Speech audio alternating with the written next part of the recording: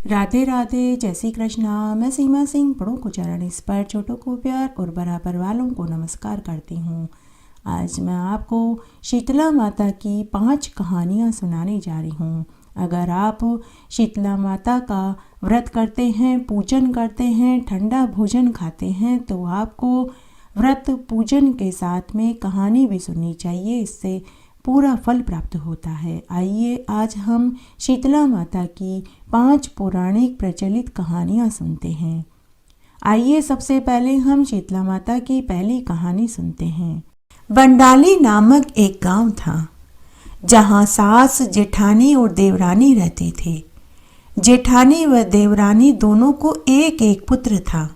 बड़ी बहू अति झगड़ालू और ईर्ष्या वाली थी, जबकि छोटी बहू बड़ी ही दयालु और मिलनसार स्वभाव की थी। जब शीतला सप्तमी का दिन आया तो सास ने छोटी बहू को भोजन बनाने के लिए कहा। छोटी बहू देर रात तक भोजन बनाती रही। इतने में ही उसका बच्चा रोने लगा तो छोटी बहू भोजन का कार्य बीच में ही छोड़कर बच्चे को दूध पिलाने के लिए लेट गई। दिन भर की थकी हुई होने के कारण उसको लेटते ही नींद आ गई और चूल्हा जलता ही रह गया। अर्धरात्रि के समय शीतला माता भ्रमण करते करते छोटी बहू के घर पहुंची और चूल्हे में लोटने लगी, जिससे शीतला माता का पूरा शरीर जल गया।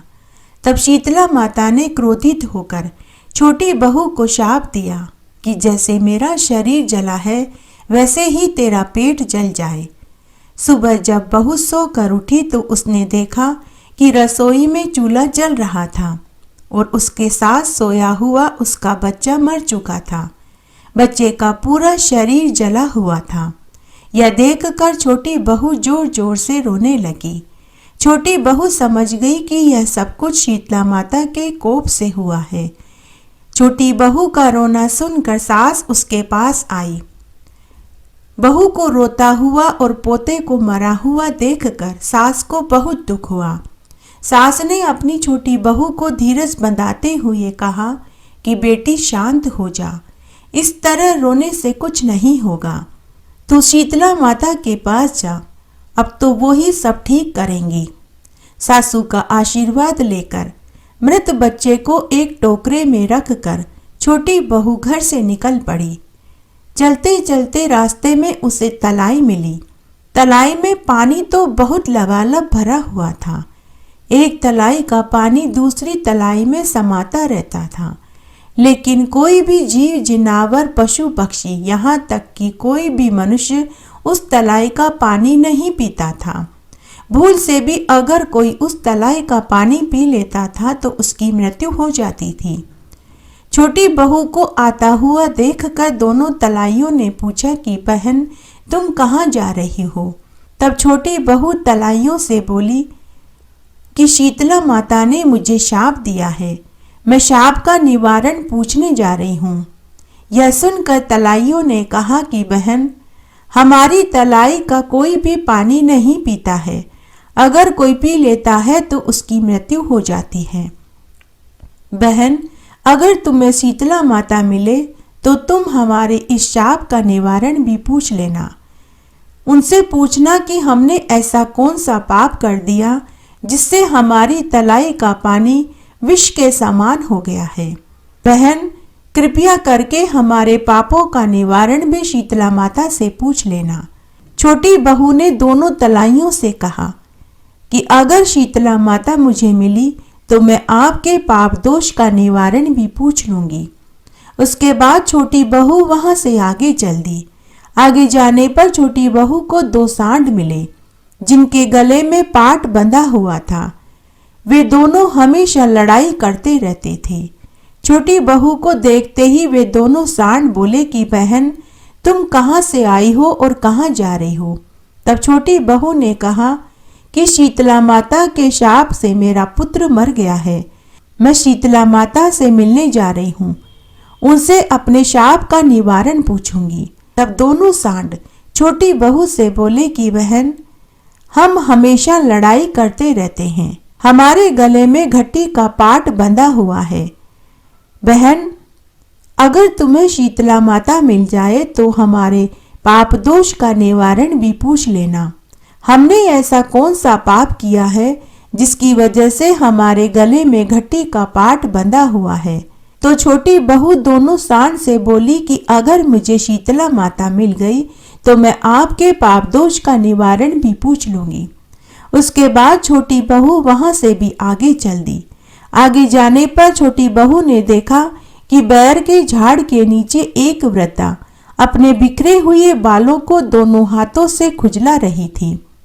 उसने छोटी बहू को अपने पास बुलाया और पूछने लगी कि बेटी, तेरे इस टोकरे में क्या है? तू कहाँ जा रही है? तब छोटी बहू वृद्धा के पास गई और अपना सारा दुखड़ा कह सुनाया। लेकिन उस बुढ़िया माई ने छोटी बहू की बात पर कोई ध्यान नहीं दिया। वह अपने स्वार्थ की बात करते हुए बोली कि बेटी देख, मेरे माथे में जुएं पड़ गई है। ये जुएं तो मेरा खून ही पी जाएगी। क्या तू मेरे सिर में से जुएं निकाल देगी? छोटी बहू को शीतला माता के पास जाने की बहुत जल्दी थी, परंतु उसको बुढ़िया माई के ऊपर दया आ गई। छोटी बहू ने अपने मृत बच्चे को बुढ़िया की गोद में दे दिया और उसकी जुएं निकालने लगी। बुढ़िया के माथे से जब सारी जुएं निकल गई तो बुढ़िया के सिर में से खुजली भी मिट गई। तब बुढ़िया ने छोटी बहू को आशीर्वाद देते हुए कहा कि बेटी, जैसे मेरे माथे में ठंडक हुई है वैसे ही तेरा पेट भी ठंडा हो जाए। उसी समय एक चमत्कार हुआ। बुढ़िया की गोद में पड़ा हुआ बच्चा जीवित हो गया। यह देखकर छोटी बहू को महान आश्चर्य हुआ। वह समझ गई कि यह बुढ़िया और कोई नहीं, साक्षात शीतला माता है। छोटी बहू बुढ़िया माई के चरणों में गिरकर क्षमा याचना करने लगी। तभी बुढ़िया वेश में शीतला माता ने छोटी बहू को साक्षात दर्शन दिए। तब शीतला माता ने छोटी बहू से कहा कि बेटी, तू वापस अपने घर जा, तेरा घर धन धान्य से भर जाएगा। तब छोटी बहू ने रास्ते में मिली दोनों तलाइयों के शाप का निवारण पूछा। तब शीतला माता बोली कि बेटी, ये दोनों तलाइयां पूर्व जन्म में सोतन थी। दोनों आपस में लड़ाई किया करती थी। इन्होंने कभी किसी की मदद नहीं करी, कभी किसी को छाछ पीने को नहीं दिया, न कभी प्यासे को पानी पिलाया, न कभी भूखे को रोटी खिलाई। बेटी, अब तू उन तलाइयों का पानी पी लेना तो उनका पाप दोष धुल जाएगा। उन तलाइयों का पानी अमृत के समान मीठा हो जाएगा। उसके बाद छोटी बहू ने दोनों सांडों के शाप का निवारण पूछा। तब शीतला माता बोली कि बेटी, ये दोनों सांड पूर्व जन्म में देवरानी जेठानी थे। दोनों आपस में लड़ाई झगड़ा किया करती थी। कोई भी दलना खांडना पीसना भी नहीं करने देती थी। बेटी, इनके घर पर हाथ की पीसने की आटा चक्की थी। ये किसी को भी दलना खांडना पीसना भी नहीं करने देती थी। अतः वे उसी पाप दोष के कारण इस जन्म में सांड की योनि में पैदा हुई हैं। बेटी, तू उनके गले से घटी का पाट खोल देना। वे पाप दोष से छूट जाएंगी और वे मिलजुल कर रहने लगेंगे। छोटी बहू सबके शाप का निवारण जानकर खुश होकर अपने बच्चे को लेकर अपने घर की ओर चल दी। रास्ते में सबसे पहले उसे दोनों सांड मिले। दोनों सांड ने छोटी बहू से कहा कि बहू, क्या तुम्हें शीतला माता मिली? क्या तुमने हमारे शाप का निवारण पूछा? तो छोटी बहू दोनों सांड से बोली कि हाँ, मुझे शीतला माता मिली। मैंने तुम्हारे शाप का निवारण भी पूछ लिया है। उसके बाद छोटी बहू ने उन सांडों के गले से घटी का पाट खोल दिया, जिससे उनका लड़ना झगड़ना बंद हो गया और वे मिलजुल कर रहने लगे। दोनों सांडों ने छोटी बहू को ढेरों आशीर्वाद दिया। छोटी बहू फिर वहां से भी आगे चल दी। आगे जाते ही दोनों तलाइयां मिली। जैसे ही दोनों तलाइयों ने छोटी बहू को देखा तो वे तलाइयां छोटी बहू से बोली कि बहू, लगता है तुम्हें शीतला माता मिल गई। तुम्हारा पुत्र जीवित हो गया है। बहू, क्या तुमने हमारे पाप दोष का निवारण शीतला माता से पूछा? तब बहू दोनों तलाइयों से बोली कि हाँ, मुझे शीतला माता मिल गई। शीतला माता ने मेरे पुत्र को जीवित कर दिया। मैंने शीतला माता से आपके पाप दोष का निवारण भी पूछ लिया। उसके बाद शीतला माता ने दोनों तलाइयों के पूर्व जन्म की जो बात बताई थी, छोटी बहू ने दोनों तलाइयों को बता दी। उसके बाद बहू ने उन तलाइयों का पानी पी लिया, जिससे उन तलाइयों का पानी अमृत के समान मीठा हो गया। दोनों तलाइयों ने छोटी बहू को ढेरों आशीर्वाद दिए। इस तरह सभी के शाप का निवारण करती हुई छोटी बहू अपने बच्चे को लेकर घर आ गई। बच्चे को जीवित देखकर सास बहुत खुश हुई, लेकिन जिठानी का मुंह टेढ़ा हो गया। इस तरह समय बीतने लगा। साल भर बाद जब दोबारा शीतला सप्तमी का दिन आया तो जिठानी के मन में आया कि मेरी देवरानी ने पिछले साल शीतला माता के दर्शन किए थे, जिसकी वजह से उसका घर धन धान्य से भर गया। मैं भी वैसा ही करूंगी जैसा कि देवरानी ने किया था। ऐसा विचार करके जिठानी चूल्हा जलता हुआ छोड़कर सो गई। मध्यरात्रि को शीतला माता जिठानी के घर आई और जलते चूल्हे में लौटने लगी, जिससे उसका पूरा शरीर जल गया। शीतला माता ने जिठानी को शाप दिया कि जिस तरह मेरा शरीर जला है वैसे ही तेरा पेट जल जाए। दूसरे दिन जिठानी जब सोकर उठी तो उसने देखा कि उसका पुत्र मर गया था। यह देखकर उसे दुख नहीं हुआ, बल्कि उसे खुशी हुई। जिठानी ने भी अपने पुत्र को एक टोकरे में रखा और शीतला माता को ढूंढने के लिए घर से निकल पड़ी। रास्ते में उसे भी तलाइयां मिली। तलाइयों ने जिठानी से कहा कि बहन, तुम कहाँ जा रही हो? क्या तुम हमारा एक काम कर दोगी? तो जिठानी गुस्सा होते हुए बोली कि तुमको क्या काम है? देखती नहीं मेरा पुत्र मर गया है। मैं शीतला माता के पास इसे जीवित कराने ले जा रही हूँ। जिठानी ने तुरंत इनकार कर दिया और वहां से आगे चल दी। आगे जाने पर उसे वही दो सांड मिले। उन्होंने भी अपना काम करने के लिए जिठानी से कहा, लेकिन जिठानी ने उन्हें भी इनकार कर दिया। इस प्रकार जिठानी ने तलाइयों को और बैलों को निराश कर दिया। आगे जाने पर उसे एक झाड़ के नीचे बुढ़िया माई बैठी हुई मिली। वह बुढ़िया माई अपने दोनों हाथों से खुद का सिर खुजा रही थी। बुढ़िया माई ने जिठानी से कहा कि बेटी, क्या तू मेरा माथा देख देगी? देख, मेरे सिर में जुएं पड़ गई है। यह सुनकर जिठानी क्रोधित हो गई और गुस्से से भरकर बोली कि बैठ जा डोकरी, मैं कोई तेरी जैसी फालतू नहीं कि तेरे माथे में से जुएं निकाल दूं। देखती नहीं मेरा लड़का मर गया है। मैं शीतला माता के पास इसे जीवित कराने ले जा रही हूँ। इस प्रकार बुढ़िया को झिड़क कर पूरे दिन वह अपने मरे हुए पुत्र को लेकर इधर उधर घूमती रही, लेकिन उसे कहीं भी शीतला माता के दर्शन नहीं हुए। थक हार कर रोती बिलखती हुई मरे हुए पुत्र को लेकर वह वापस घर आ गई। बुढ़िया के रूप में शीतला माता को वह पहचान नहीं पाई। उसने कभी किसी का भला नहीं किया, जिसका परिणाम जिठानी को भुगतना पड़ा। मृत लड़का जीवित नहीं हुआ। सच कहते हैं, कर्म तो भुगतने ही पड़ते हैं। देवरानी ने अच्छे कर्म किए तो उसे शीतला माता के दर्शन हुए। हे शीतला माता, जैसे आपने देवरानी को दर्शन दिए, उसका मरा हुआ पुत्र जीवित कर दिया, उसका घर धन धान्य से भर दिया, वैसे सभी का भरना, कहानी कहने वाले का, सुनने वाले का और हुक्कारा भरने वाले का। प्राचीन काल में एक बार एक राजा के इकलौते पुत्र को शीतला अर्थात चेचक निकल आई।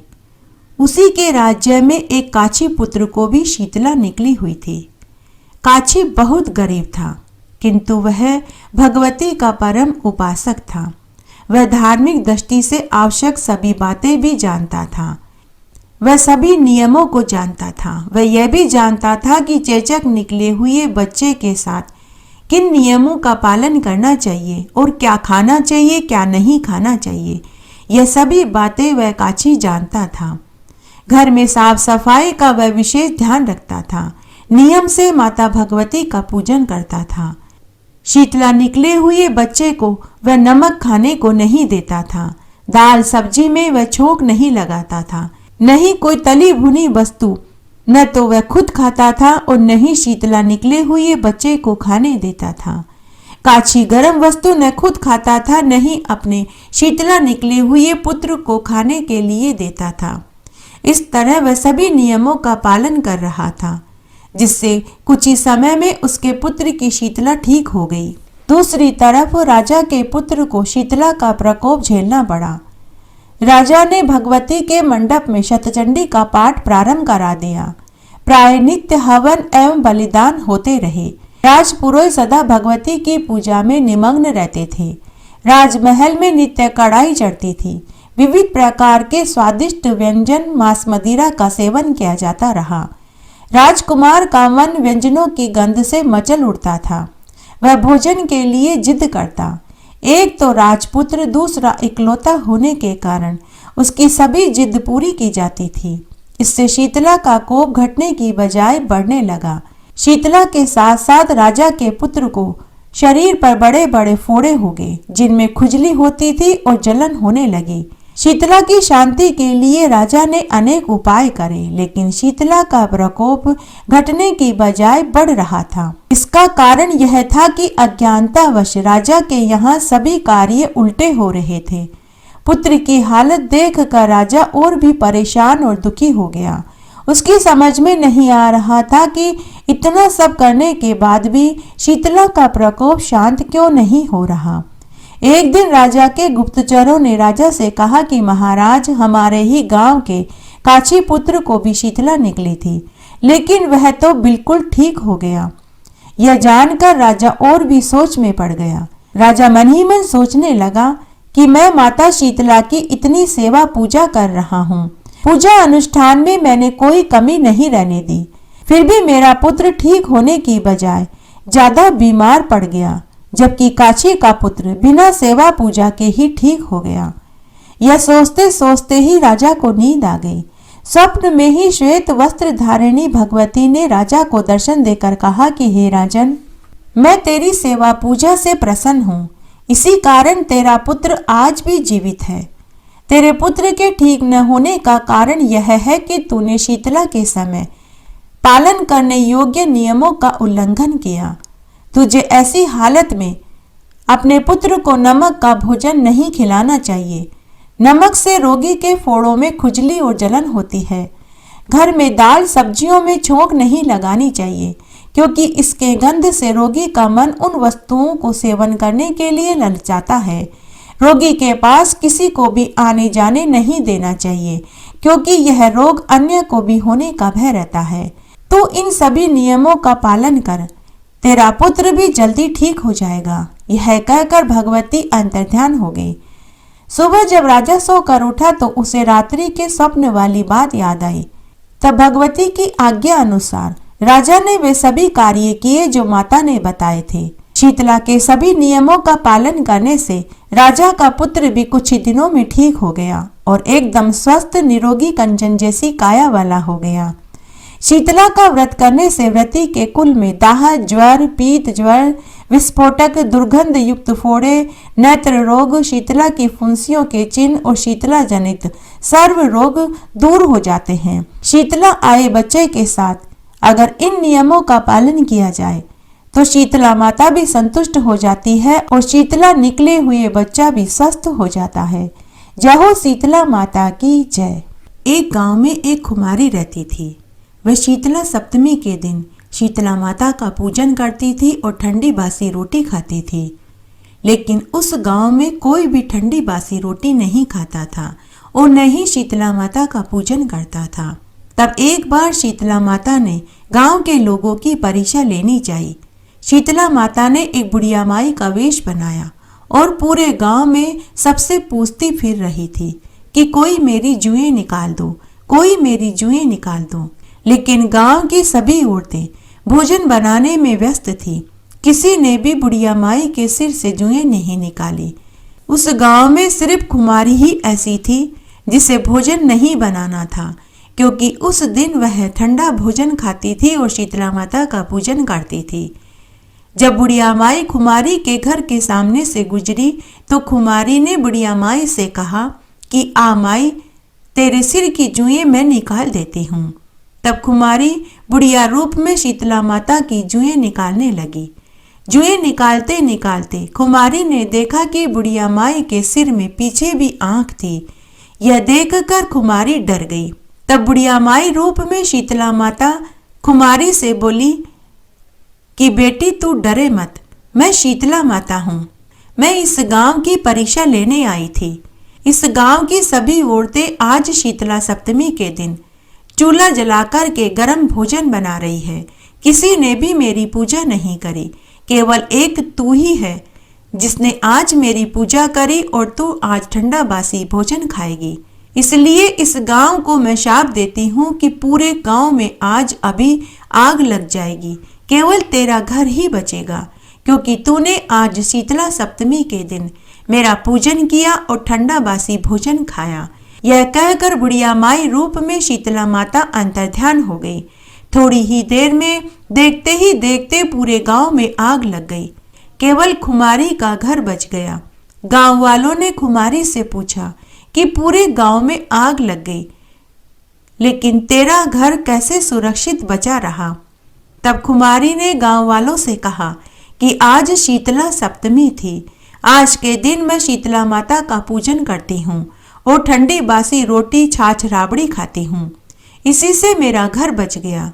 उसके बाद सभी गांव वालों ने भी यह प्रण लिया कि आज से हम भी शीतला सप्तमी के दिन शीतला माता का पूजन करेंगे और ठंडी बासी रोटी खाएंगे।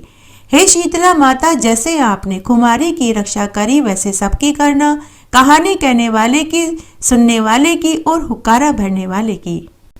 एक बार एक गांव में एक वैश्य दंपति अपने दो बेटा बहुओं के साथ रहते थे।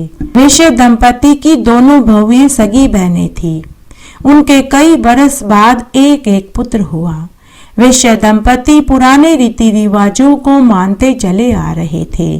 कोई सा भी त्योहार व्रत हो पूरी रीति रिवाज से मनाते थे। तब एक बार की बात है, पोते होने के साल जब होली के बाद बाछोड़ा आया तो शीतला सप्तमी के दिन एक दिन पहले सास ने अपनी दोनों बहुओं से शीतला माता के भोग का सारा सामान बनवाया, जिसमें पुआ, पापड़ी, लापसी, केरी की मीठी लोंजी, शक्कर पारे, मीठे और नमकीन शक्कर पारे, राबड़ी, बेसन का मूंगथाल और भी अनेक व्यंजन बनवाए। फिर दूसरे दिन शीतला सप्तमी के दिन सासू माँ ने अपने दोनों बेटा बहुओं पोतों के साथ शीतला माता का पूजन किया और उन्हें भोग लगाया और बहुओं, पति और बेटों से कहा कि आज सबको ठंडा भोजन ही खाना है। तब सबने तो ठंडा भोजन खाया, लेकिन दोनों बहुओं ने आपस में यह तय किया कि हमारा बच्चा अभी छोटा है, अगर हम ठंडा भोजन खाएंगे तो बच्चे का पेट दुखेगा। ऐसा सोचकर दोनों ने एक योजना बनाई। जब सास दोपहर में थोड़ी देर के लिए पड़ोस में चली गई तो पीछे से दोनों बहनों ने गरम गरम हलवा बना कर के खाया और रसोई और बर्तनों को साफ कर कर रख दिया और वे दोनों अपने बच्चों के साथ अपने अपने कमरे में सोने चली गई। शाम को तो दोनों बहुएं उठकर घर के काम में लग गई, लेकिन बच्चे नहीं उठे।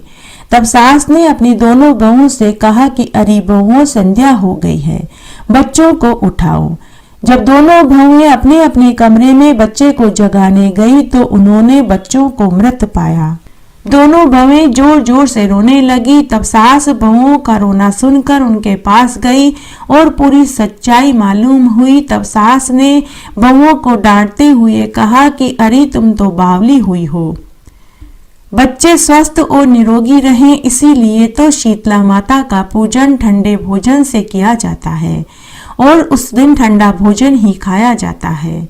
माता शीतला के आशीर्वाद से बासोड़े के दिन ठंडा भोजन खाने से परिवार के सभी लोग निरोगी और स्वस्थ रहते हैं, यहाँ तक कि छोटे नवजात बच्चे और बच्चों की माँ का भी पेट नहीं दुखता। अरे तुम दोनों तो बावली हुई हो, तुम्हारी गलती की सजा हम सबको झेलनी पड़ेगी। तुम दोनों ने शीतला माता का अपमान किया, इसी से यह कोप हुआ है। तुम दोनों जाओ और इन बच्चों को शीतला माता से जीवित करा कर के लाओ। अब तो शीतला माता ही इन्हें जीवित कर सकती है। तब दोनों बहुएं घर से मृत बच्चों को लेकर शीतला माता की खोज में निकल पड़ी। गांव से बाहर वे जंगल में पहुंच गई। तब जंगल में एक बड़ के पेड़ के नीचे दो वृद्ध महिलाएं बाल बिखेर कर बैठी थी और अपना अपना सिर खुजा रही थी। असल में वे दोनों वृद्ध महिलाएं ओदरी और बोदरी शीतला माता थी। तब दोनों बहुओं को देखकर दोनों वृद्ध महिलाएं बोली कि अरे पुत्रियों, तुम कहाँ जा रही हो? तभी दोनों बहुएं बोली कि हे बुढ़िया माई, हम दोनों शीतला माता को ढूंढने निकले हैं। हमारी गलती की सजा हमारे बच्चों को मिली है।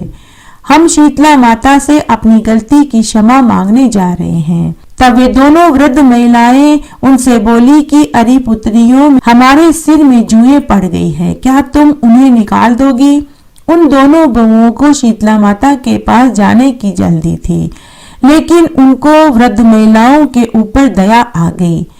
दोनों बहनों ने अपना अपना मृत बच्चा उन दोनों की गोद में सुलाया और वे उनकी जुएं निकालने लगी। जब सभी जुएं निकल गई तो उनको ठंडक पहुंची, तो दोनों वृद्ध महिलाएं दोनों बहुओं से बोली कि जैसे हमें ठंडक मिली है वैसे तुम दोनों के कलेजों को भी ठंडक मिले। ऐसा कहते ही दोनों मृत बच्चे जीवित हो गए। उसी समय दोनों बहनें समझ गई कि ये दोनों वृद्ध महिलाएं और कोई नहीं, शीतला माता ही है। दोनों बहनों ने शीतला माता के चरण पकड़ लिए और अपनी गलती की क्षमा मांगने लगी। शीतला माता ने उन्हें साक्षात दर्शन दिए। हे ओदरी और बोदरी माता, जैसे आप दोनों बहुओं पर बाद में खुश हुई वैसे सबके ऊपर होना। कहानी कहने वाले के ऊपर, सुनने वाले के ऊपर और हुक्कारा भरने वाले के ऊपर। घटती हो तो पूरी हो, पूरी हो तो परवान चढ़े, भूले बिसरे नाम तेरे भंडार में भरे। एक बार ओदरी और बोदरी दो बहनें थी। एक बार होली के बाद अष्टमी को दोनों बहनें बंडाली नामक गांव में स्वर्ग से नीचे उतरी। ओदरी और बोदरी दोनों शीतला माता थी। दोनों ने वृद्ध महिला का रूप धारण कर रखा था। दोनों बहनें पूरे गांव में इधर उधर घूमकर सबसे भोजन मांग रही थी। सबने उन्हें गर्म भोजन खिलाया, जिससे उन दोनों का मुंह, कलेजा और पेट जलने लगा। तब वे दोनों एक कुम्हार के घर पहुंची। कुम्हार का बेटा कई दिनों से बीमार था, तो उनके घर गर्म भोजन नहीं बना। तब वे दोनों बुढ़िया वेश में शीतला माता कुमार दंपति से बोली कि अरे हमारा मुंह, कलेजा, पेट जल रहा है, क्या हमें ठंडी ठंडी रोटी और राबड़ी खाने को मिलेगी? तब कुमार दंपति बुढ़िया वेश में शीतला माता से बोले कि हे बुढ़िया माई, हमारा बेटा कई दिनों से बीमार है, तो घर में गर्म भोजन नहीं बना है। हमारे घर में ठंडी रोटी और जौ की राबड़ी और दही है। तो ओदरी और बोदरी माता जो बुढ़िया वेश में थी, वे कुमार दंपति से बोली कि हमें ठंडी रोटी और राबड़ी ही खाने को दो। तब दोनों बुढ़ियाओं ने ठंडी रोटी और राबड़ी खाई, जिससे उनका मुंह, पेट व कलेजे को ठंडक मिली। तो उन्होंने कुमार दंपति को आशीर्वाद दिया कि जैसे हमें ठंडक मिली है वैसे ही तुम्हारा कलेजा भी ठंडा हो जाए और तेरा घर अन्न धन के भंडार से भर जाए। और जाते जाते कहा कि आज से 7 दिन बाद पूरे गांव में आग लग जाएगी, लेकिन तुम्हारा घर नहीं जलेगा, क्योंकि तुमने आज बासोड़ा के दिन ठंडा भोजन खुद भी खाया और हमें भी खिलाया। ओदरी और बोदरी माता ने जाते जाते कुमार दंपति की झोपड़ी को ठोकर मारी, तो उनका घर सुंदर मकान में बदल गया और घर में अन्न धन के भंडार भर गए। उनके जाने के कुछ समय बाद ही कुमार दंपति का बेटा भी ठीक हो गया। यह चमत्कार देखकर कुमार दंपति समझ गए कि वो दोनों और कोई नहीं, स्वयं शीतला माता थी। इस तरह समय बीतने लगा। 7 दिन बाद पूरे गांव में आग लग गई, लेकिन कुमार का घर नहीं जला।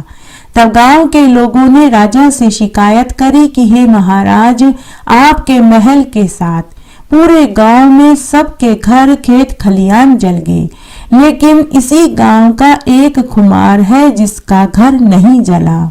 वह जरूर कोई जादू टोने करता है या कोई कामन कार्य करता है, जो उसका घर तो सुरक्षित है और बाकी सबके घर जल गए। तब राजा ने सिपाही भेजकर कुमार दंपति को महल में बुलाया और इसका कारण पूछा।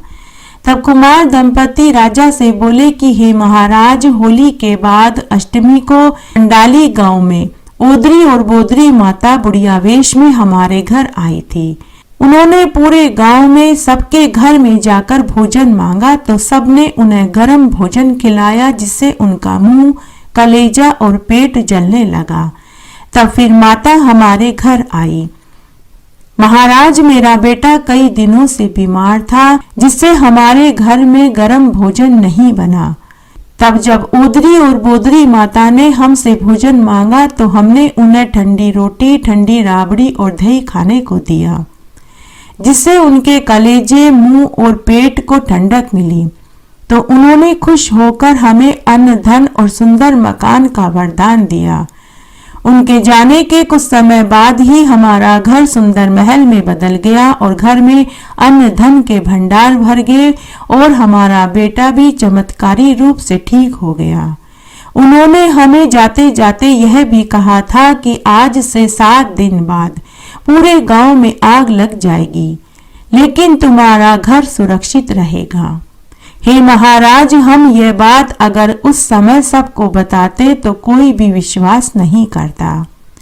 तब राजा ने बंडाली गांव की पहाड़ी पर जाकर शीतला माता का पूजन किया और ठंडा भोग लगाया। तभी शीतला माता ने राजा को दर्शन दिया और कहा कि हे राजन, होली के बाद अष्टमी को ठंडा भोजन खाओ और ठंडे पुआ, पापड़ी, लापसी से मेरे भी भोग लगाना। तेरे राज्य में हमेशा सुख, समृद्धि और वैभव रहेगी। कभी कोई महामारी, शीतला, चेचक, ओदरी बोदरी का प्रकोप भी नहीं सताएगा। राजा ने उसी स्थान पर शीतला माता का विशाल मंदिर बनवाया। हे शीतला माता, जैसा सुख आपने कुमार दंपति को दिया वैसा सबको देना, कहानी कहने वाले को, सुनने वाले को और हुक्कारा भरने वाले को। घटती हो तो पूरी हो तो परवान चढ़े, भूले बिसरे नाम तेरे भंडार में भरे। शीतला माता की सभी कहानियां सुनने के बाद में आड़ी बाड़ी की कहानी जरूर सुननी चाहिए। इससे शीतला माता की कहानी सुनने का संपूर्ण फल प्राप्त होता है। आइए अब हम आड़ी बाड़ी की एक पौराणिक प्रचलित कहानी सुनते हैं। आड़ी बाड़ी की कहानी। आड़ी बाड़ी सोना रिवाड़ी, जिमे बैठी कान कुहारी काई पूजे। दशा माता की बाड़ी पूजे, दिहाड़ी बाड़ी की बाड़ी पूजे। गजानन भगवान की बाड़ी पूजे, सूरज भगवान की बाड़ी पूजे, विष्णु भगवान की बाड़ी पूजे, सत्यनारायण भगवान की बाड़ी पूजे, तुलसी माता की बाड़ी पूजे, ग्यारस माता की बाड़ी पूजे, माउस भगवान की बाड़ी पूजे, पतवारी माता की बाड़ी पूजे, धर्मराज जी की बाड़ी पूजे, पोपाबाई की बाड़ी पूजे, राम लक्ष्मण सीता माता की बाड़ी पूजे, विश्राम भाव जी की बाड़ी पूजे, संतोषी माता की बाड़ी पूजे, 33 कोटि देवी देवताओं की बाड़ी पूजे। बाड़ी पूजे से काई होवे, अन्न होवे, धन होवे, लाज होवे, लक्ष्मी होवे, लाभ होवे, रिद्धि होवे, सिद्धि होवे, साईं जी को साथ होवे, पोता को परिवार होवे, दोइता होवे, पोता होवे, दोइता के लिए खीरखंड रांधे, पोता बहू के लिए राबड़ी रांधे, खाटी लागे राबड़ी, मीठी लागे खीर, चढ़ी चढ़ाई लेखी आवे, गोरी ढूंढ विनायक, ढूंढना भरा भांडना, सोना का ढाकना, रिमता जिमता, दूध में रांधे, बहू परोस सासू जी में, सासू परोस बहू जी में, सासू खाटल्या बहू पाटल्या, मंदरिया मंदराली बात, गले टेका का हार, आ बात कटे की है, अमूल्य की डाल की कवे, सरोवर की पाल की कवे, अन्न के आटे की कवे, जल के लोटे की कवे, तुलसी की क्यारी की कवे, 4 भाई बहन की कवे, जो मिले तो नगर होता, नगर न बन पावे तो 12 मन का लाडू करे, 12 मन का लाडू न बन पावे तो 6 मन का लाडू करे, 6 मन का लाडू न बन पावे तो 1.5 मन का लाडू करे, 1.5 मन का लाडू न बन पावे तो 1 मन का लाडू करे, 1 मन का लाडू न बन पावे तो 12 महीने की बात लेकर 12 सेर का लाडू करे, 6 महीने की बात लेकर 6 सेर का लाडू करे, 12 सेर में 3 सेर गुड़, 3 सेर घी, 6 सेर आटा लेकर 12 मन का 12 लाडू करे। एक पानी का पनिहार की, एक रमता बालक न देवे, एक गाय का ग्वाला न देवे, एक सास की, एक बेटे की, एक बहू बहू की, एक माँ की, एक बहन की, एक भाई की, एक पुरानी औरत, एक चाणक्य छणियार, एक दशमाता के घड़े रखे, एक तुलसा के क्यारे में रखे, एक समय व्रत करे, खाओ जो कर्म को, पाठ जो धर्म को, या बात कवे, खाटी मूली छाछ दे, गलोड़ी में घी दे, तलोड़ी में तेल दे, खाचा को फड़को दे, पापड़ को तड़को दे, जड़ू लो पूत दे, सासू जी को परसन दे, बहू को जीमन दे, देरानी जिठानी खमा खमा करे, बोल बोलनी पाड़ोसन दे, दलिया गुनी गोबर दे, चोरनी आकानू आका चोरिया, थारा घर को धर्म थाने लगे, मारे घर को धर्म मने बढ़ाओ, पीपल पूजो पनौती बरबर, मोतियों का थाल, दुख दर्द कम कर जो, राजपाट दीजो, उठो बहू बेटी, गिलुसु को कामण गाओ, कामण की आवा हाथ, स्त्री रो कूचो, मर्द राहात, गल मोतियन रोहा, 33 कोटि देवी देवताओं ने नमस्कार। उठो भाई तपसी, जीमो भाई लपसी, भाई को थान, भाभी को मान, थाने ताकि वार्ता को फल, माना माँ की कहानी, कथा और व्रत को फल। ये अब हम छींक माता की कहानी सुनते हैं। एक बार एक गांव में एक साहूकार का बेटा था। वह शहर से कमाकर घर वापस लौट रहा था। लौटते समय उसे रात हो गई। आगे घना जंगल था तो उसे एक मंदिर दिखाई दिया। साहूकार के बेटे ने सोचा कि रात्रि इसी मंदिर में बिता लेता हूँ। वह उस मंदिर में गया और चबूतरे पर जाकर सो गया। उस मंदिर में एक पेड़ के बिल में एक सांप का जोड़ा रहता था। सांप को साहूकार के बेटे पर दया आ गई। पूरी रात वह उसकी रखवाली करता रहा, क्योंकि उस मंदिर में रात्रि में जंगली पशु आते थे। तो सांप साहूकार के बेटे की रखवाली करता रहा। सुबह जब साहूकार का बेटा सोकर उठा तो उसने देखा कि एक सांप उसकी रक्षा कर रहा है। साहूकार के बेटे को सांप पर दया आ गई। साहूकार के बेटे ने वही ग्वाले से दूध लेकर सांप को दूध पिला दिया। उसके बाद सांप ने अपनी सरपणी से कहा कि मैं अब डसने के लिए जाता हूँ। सरपणी बोली कि मैं भी आपके साथ चलूंगी, लेकिन सांप ने कहा कि तुम कहाँ भटकती फिरोगी, तुम यहीं रहो, मैं तुम्हारा भोजन यहीं ले आऊंगा। तो सरपणी बोली कि ठीक है, अगर आप जाना चाहते हैं तो चले जाइए, लेकिन आप लक्ष्मण रेखा खींच कर के जाइए, क्योंकि आपके जाने के बाद जंगल में से छोटे मोटे सांप बिच्छू गोयरे मेरे पास आते हैं और हंसी मजाक करते हैं। मुझे हंसी मजाक पसंद नहीं। तब सर्प ने अपनी पूंछ से वहां एक लक्ष्मण रेखा खींच दी और चला गया। साहूकार का बेटा पेड़ के पीछे खड़ा यह सब कुछ बातें सुन और देख रहा था। अभी सर्प ज्यादा दूर भी नहीं गया था कि वहां बहुत सारे छोटे मोटे सांप बिच्छू गोयरे अजगर आ गए। खुद सर्पणी लक्ष्मण रेखा पार करके उनके पास हंसी ठट्टा करने पहुंच गई। साहूकार के बेटे को यह बात पसंद नहीं आई। अभी यह सर्पणी अपने सांप से कह रही थी कि इसे हंसी मजाक पसंद नहीं, और अब यह खुद ही हंसी ठट्टा करने के लिए लक्ष्मण रेखा पार करके आ गई। तो साहूकार के बेटे ने 7 छोटे छोटे पत्थर उठाए और सर्पणी को दे मारा और घर चला आया। उधर सांप के वापस आते ही सर्पणी को भवन में जाकर बैठ गई। सांप ने अपनी सर्पणी से इसका कारण पूछा तो सर्पणी बोली कि आप आज उसी साहूकार के बेटे को डसकर आइए जिसकी कल रात आपने रक्षा करी थी। तब सांप बोला कि क्या हुआ, पूरी बात बता। तब सर्पणी बोली कि आपने तो पूरी रात उसकी जाग कर रक्षा करी, लेकिन वह मुझे 7 पत्थर मारकर गया है। जब तक आप उसे डसोगे नहीं, मैं अन्न जल ग्रहण नहीं करूंगी, इसलिए आप उसे डस कर आइए। यह सुनकर सांप को भी क्रोध आ गया। सांप ने सर्पणी से कहा कि मैं अभी जाता हूँ और उस साहूकार के बेटे को सबक सिखा कर के आता हूँ। ऐसा कहकर सांप साहूकार के बेटे को डसने के लिए निकल गया। उधर साहूकार का बेटा संध्या के समय भोजन करने बैठा। माँ पास में बैठकर पंखा जल रही थी और उसकी पत्नी भोजन परोसने के लिए थाल लेकर आई कि तभी सांप वहां पहुंच गया। सांप ने देखा कि साहूकार भोजन कर रहा है तो सांप ने सोचा कि मैं इसे पहले भोजन कर लेने देता हूँ, तब तक मैं परिंदे में बैठ जाता हूँ। उसके बाद सांप वहीं परिंदे में कुंडली मारकर बैठ गया। बहू ने जैसे ही भोजन परोसा कि उसे छींक आ गई। माँ ने भोजन परोसने से मना कर दिया। दूसरी बार बहू पानी का गिलास भरने उठी तो उसे फिर से छींक आ गई। माँ ने फिर से पानी का गिलास रखने से मना कर दिया। थोड़ी देर बाद बहू फिर उठी तो उसे फिर तीसरी बार छींक आ गई। माँ ने फिर भोजन परोसने से इनकार कर दिया। यह देखकर साहूकार का बेटा बोला कि माँ, मुझे तुम औरतों की बातें समझ में नहीं आती। आज सुबह मैंने सांप और सर्पणी की बातें सुनी। सर्पणी सांप से बोल रही थी कि मुझे हंसी ठट्टा करने वाले लोग पसंद नहीं, तो आप लक्ष्मण रेखा खींच कर जाइए। बेचारा सांप तो अपनी पूंछ से लक्ष्मण रेखा खींच कर चला गया।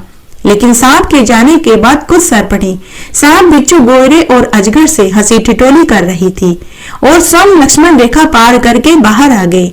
मुझे ये दो मुही बातें पसंद नहीं आती, इसलिए मैंने 7 पत्थर उठाए और सरपणी को दे मारा और घर आया तो ये छींक वाली बात।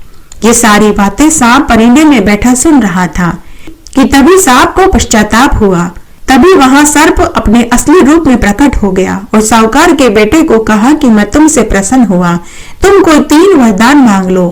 साहूकार का बेटा और उसकी माँ और बहू ने सर्प देवता को प्रणाम किया। तब उन्होंने धन, पुत्र और ऐश्वर्य और यश मांगा। तो सांप ने उन्हें तथास्तु कहा और वहां से अंतर्ध्यान हो गया। सांप वापस सर्पणी के पास आया और आते ही अपनी सर्पणी की नाक काट ली और अपनी सर्पणी से कहा कि तूने मुझे झूठ कहा, तेरी वजह से आज मैं एक निर्दोष को डस लेता। तूने तो अपना धर्म भ्रष्ट कर दिया, तेरी वजह से मेरा भी धर्म भ्रष्ट हो जाता। इस प्रकार साहूकारनी ने छींक का नियम रखा तो उसके बेटे की जान बच गई। इसलिए अगर छींक आ जाए तो थोड़ी देर के लिए शुभ काम को टाल देना चाहिए, छींक का नियम रखना चाहिए। आइए अब हम विघ्न विनाशक विनायक जी की एक पवित्र कथा का श्रवण करते हैं। एक बार एक गांव में एक विधवा मालन अपने 4 बरस के बेटे के साथ रहती थी। मालन की सास उन्हें बहुत दुख देती थी। एक दिन मालन की सास ने उन्हें घर से निकाल दिया। दोनों माँ बेटे घर से निकल पड़े। चलते चलते गांव से बाहर विनायक जी के मंदिर में आकर चबूतरे पर बैठ गए। उस मंदिर में आने जाने वाले भक्तगण उन्हें प्रसाद देने लगे, जिससे उनका पेट भर जाता था। अब वे दोनों वहीं रहने लगे और विनायक जी की सेवा पूजा करने लगे। एक दिन मालन ने सोचा कि जंगल में से फूल लाकर माला बनाकर के बेचूं, ताकि मेरा और मेरे बेटे का गुजर बसर अच्छे से हो सके। उसी समय मालन जंगल में गई और वहां से फूल बीन कर ले आई और माला बना कर के बेचने लगी। जब थोड़े पैसे आ गए तो वह पूजा की और भी सामग्रियां खरीद कर बेचने लगी। इस तरह उसके पास बहुत पैसा एकत्र हो गया। तब उसने एक दुकान खोली और उस दुकान में पूजा के सामान बेचने लगी। धीरे धीरे दुकान पर सामान की खूब बिक्री होने लगी। तब उसने दुकान पर एक नौकर अपनी मदद के लिए रख लिया। धीरे धीरे कमाई बढ़ने लगी। तब उसने खुद का मकान बना लिया। बेटे को पाठशाला भेजने लगी। जहां मालन का बेटा पढ़ने जाता था, वहीं राजा का लड़का भी जाता था। मालन के लड़के की दोस्ती राजा के लड़के से हो गई, तो मालन का लड़का राजा के महल में आने जाने लगा। राजा की एक बेटी थी। मालन का लड़का बहुत सुंदर था। राजा की लड़की का दिल मालन के लड़के के ऊपर आ गया। राजकुमारी अपनी भाभियों से बोली कि मैं इससे विवाह करना चाहती हूँ। तो भाभियां बोली कि राजकुमारी जी, हम तो राजा लोग हैं और यह एक मालन का लड़का है, हमारा इसका कोई मेल नहीं। परंतु राजकुमारी ने जिद पकड़ ली कि ब्याह करूंगी तो मालन के लड़के से ही करूंगी, अन्यथा कुंवारी ही रह जाऊंगी। भाभियों ने यह बात अपने सास ससुर से कही। राजा रानी ने अपनी बेटी को बहुत समझाया, लेकिन राजकुमारी जिद पर अड़ गई। तब राजा रानी ने अपनी राजकुमारी बेटी का विवाह धूमधाम से मालन के बेटे से कर दिया। राजा रानी ने अपनी बेटी को खूब दहेज दिया। मालन यह देखकर बहुत खुश हुई। तब सबसे पहले मालन बेटा बहू को लेकर विनायक जी के मंदिर में ढोक दिलवाने ले गई। उसके बाद ही वह उन्हें घर लेकर आई। मालन ने पूरे गांव में यह ढिंडोरा पिटवा दिया कि विनायक जी की सेवा पूजा करने से दुखी आदमी भी सुखी हो जाता है। ऐसा सुनकर सारा गांव विनायक जी के दर्शन करने जाने लगे, तो उसकी दुकान पर और बिक्री बढ़ने लगी। अब बेटा दुकान संभालने लगा, तो मालन विनायक जी की सेवा पूजा करने लगी। उधर सासू माँ के अन्नदाता से बैर बढ़ गया। तब उसे भी भोजन की तलाश में घर गांव छोड़ना पड़ा। एक दिन मालन की सासू अपने पोते के पास आई और बोली कि मुझे काम पर रख लो, जो कहोगे वही काम कर दूंगी। बस मुझे 2 वक्त की रोटी और सिर छुपाने की जगह दे देना। मालन के लड़के ने उसे बर्तन मांजने के लिए रख लिया। उन दोनों ने एक दूसरे को नहीं पहचाना। उस समय मालन विनायक जी के मंदिर में सेवा पूजा कर रही थी। थोड़ी देर बाद मालन मंदिर से घर आई तो उसने अपनी सास को झूठे बर्तन मांजते हुए देखा।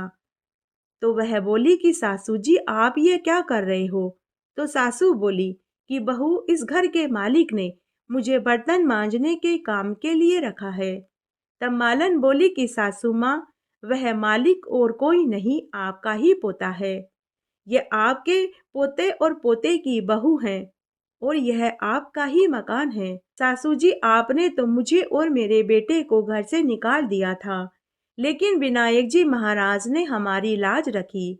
यह सुनकर मालन की सास को बहुत शर्मिंदगी हुई और बोली कि बहू, मुझे माफ कर दो, मुझे मेरी करनी का फल मिल चुका है।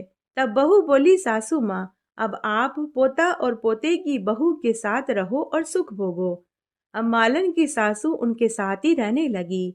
हे विनायक जी महाराज, जैसे मालन और उसके बेटे की लाज रखी, वैसे सबकी रखना। कहानी कहने वाले की, सुनने वाले की और हुक्कारा भरने वाले की। बोलिए विनायक जी महाराज की जय। इस तरह आज हमने शीतला माता की लगातार 5 कहानियाँ सुनी। आशा करती हूँ आपको ये सभी कहानियाँ ज़रूर पसंद आएगी। मेरे साथ बने रहने के लिए आपका धन्यवाद। आगे आने वाली कथा कहानियों के लिए भी आप इसी तरह मेरे साथ बने रहें। धन्यवाद।